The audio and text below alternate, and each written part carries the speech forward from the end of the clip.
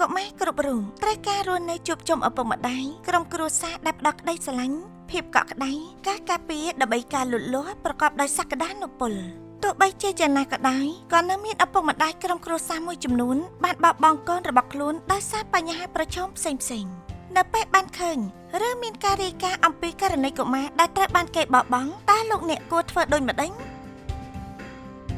លោកអ្នកអាចរាយការណ៍ភ្លាមៗទៅអាជ្ញាធរមានសមត្ថកិច្ចដែលលោកអ្នកបានស្គាល់និងនៅជិតបំផុតមានដូចជាមេភូមិអ្នកទទួលបន្ទុកកិច្ចការនារីនិងកុមារអកនគរឬអាជ្ញាធរឃុំសង្កាត់ឬមន្ត្រីនៃការិយាល័យសង្គមគិច្ចនិងសុខុមាលភាពសង្គមនៃរដ្ឋបាលក្រុងស្រុកខណ្ឌឬមន្ត្រីនៃមន្ទីរសង្គមគិច្ចអតីតយុទ្ធជននិងយុវនីតិសម្បទារាជធានីខេត្តនៅពេលដែលមានកុមារត្រូវបានគេបោះបង់នៅតាមមន្ទីរពេទ្យត្រូវរាយការណ៍ទៅអាជ្ញាធរមានសមត្ថកិច្ចជៀសវាងដាច់ខាតប្រកល់កុមារនោះទៅឲ្យជនណាម្នាក់ដែលគ្មានការចូលរួមពីអាជ្ញាធរមានសមត្ថកិច្ចដោយដែលបានរៀបរាប់ខាងលើអន្តរាគមន៍របស់អាជ្ញាធរមានសមត្ថកិច្ចដើម្បីការពារកុមារ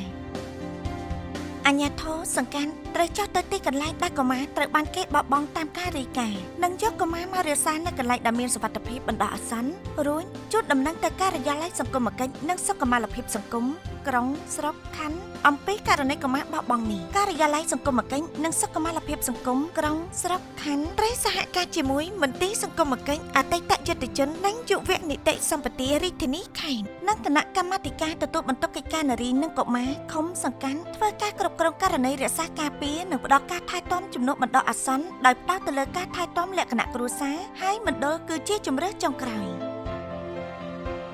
ការស្វែងរកឪពុកម្ដាយបង្កើតនិងសាច់ញាតិរបស់កុមារបន្ទាប់ពីបានទុកដាក់កុមារក្នុងការថែទាំជំនួសរួចហើយការិយាល័យសង្គមគិច្ចនិងសុខុមាលភាពសង្គមក្រុងស្រុកខណ្ឌត្រូវសហការជាមួយមន្ទីរសង្គមគិច្ចអតីតយុទ្ធជននិងយុវនីតិសម្បទារាជធានីខេត្តនិងអាជ្ញាធរពាក់ព័ន្ធប្រកាសស្វែងរកឪពុកម្ដាយបង្កើតនិងសាច់ញាតិរបស់កុមារតាមរយៈការបិទផ្សាយប្រកាសជាសាធារណៈនៅក្នុងឃុំសង្កាត់ក្រុងស្រុកខណ្ឌរាជធានីខេត្តដែលកុមារត្រូវបានបោះបង់តាមរយៈបណ្ដាញសង្គមកាសែតនិងវិទ្យុជាដើមការធ្វើសេចក្តីប្រកាសនេះត្រូវមានរយៈពេលយ៉ាងតិច5ខែជាប់គ្នាឬរហូតដល់រកឃើញឪពុកម្ដាយបង្កើតឬសាច់ញាតិរបស់កុមារ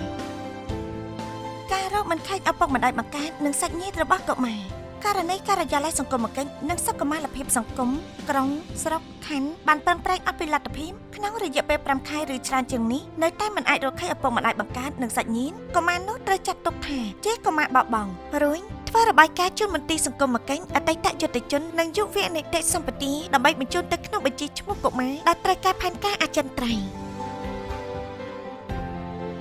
ការរកឃើញឪពុកម្ដាយបង្កើតនិងសាច់ញាតិរបស់កុមារករណីរកឃើញឪពុកម្ដាយឬសាច់ញាតិរបស់កុមារការិយាល័យសង្គមគិច្ចនិងសុខុមាលភាពសង្គមក្រុងស្រុកខណ្ឌត្រូវប្រឹងប្រែងអភិលទ្ធភាពបង្រួបបង្រួមឲ្យកុមារទៅរស់នៅជួបជុំគ្រួសារវិញក្នុងករណីមិនអាចបង្រួបបង្រួមបាន